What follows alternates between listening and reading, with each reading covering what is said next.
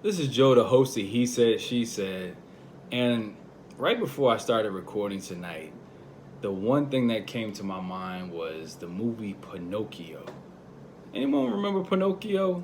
It's the movie of the puppet master that he was so crafty. He made so many different puppets, so many different wooden gadgets, and the only thing that was missing from his life was that he wanted a son. He wanted a son to be able to play with and to be able to spend that quality time with and develop that bond with.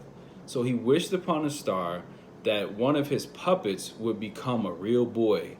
And the fairy came down from the sky and she touched one of his wooden puppets, and his puppet came to life and became Pinocchio. And so Pinocchio, he ran into some trouble. He would go to school. He got in trouble with some knucklehead boys, and in doing so, he ended up getting into the hands of an evil puppet master or a corrupt puppet master. And he was performing for that puppet master to avoid being burned up.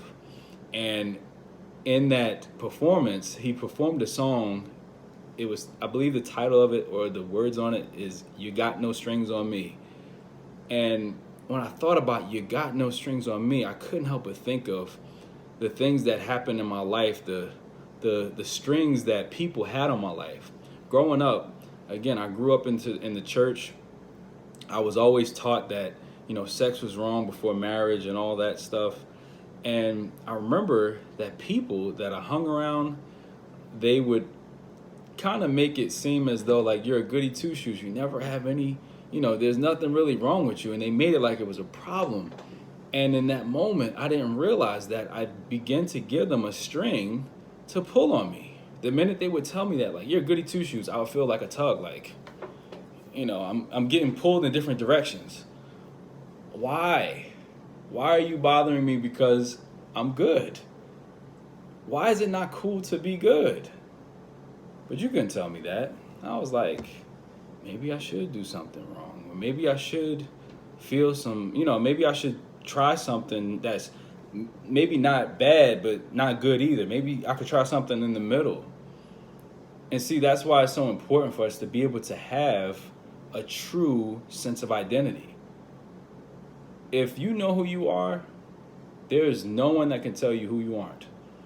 But if you don't know who you are, you'll be exactly who they say that you are. And so as I continue to have those strings pulled on me, I begin to also take the strings that they had on me and put them on other people. I began to be promiscuous. I began to party and do all these other things. And so as I continued to entangle with other people, I was so tangled up that everyone had strings on me and I had strings on other people. And so it began to be so entangled to where I couldn't tell where my strings were, where their strings were, where my strings began, where their strings began, where mine ended. It was so confusing. But I thank God for his redeeming power. Because with his redeeming power, with me giving these things to him, with me talking to God, just talking. These four walls in here, I always am talking. Someone may be thinking like, what's wrong with him? Maybe something's going on. No, I'm talking to God. God, this is what's happening in my life. God, I don't want to live like this anymore. God, I am sick of going in circles. You ever go in circles in life and you wonder why? It's because you're continually trying to figure it out, but you can't figure it out. You're tied up.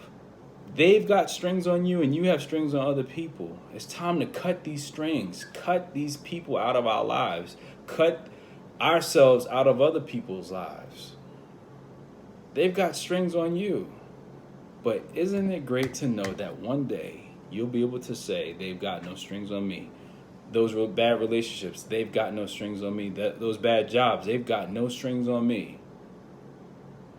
Those people who thought that they had control over you really don't have that control over you because they've got no strings on me. And that me is you. Do you believe that you can do that? Do you believe that there's a God above us that can do that for you? If you believe it, you receive it, you can achieve it. Just comes down to have a conversation with him. He's sitting at your your bed stool. He's sitting at your bedside. I can't even talk tonight. He's sitting at your bedside. What are you going to do? Are you going to give it to them, or are you going to continue to keep it yourself and continually go in circles? And in circles, you're wrapping yourself in those same strings. And if you're not careful, those strings can suffocate you and take you out of here. And you'll join the 90 some odd percent of people whose lives ended early, and they never found out their reason for being on this earth. They died purposeless. You're purposeful. You're better than that. Let's get it together.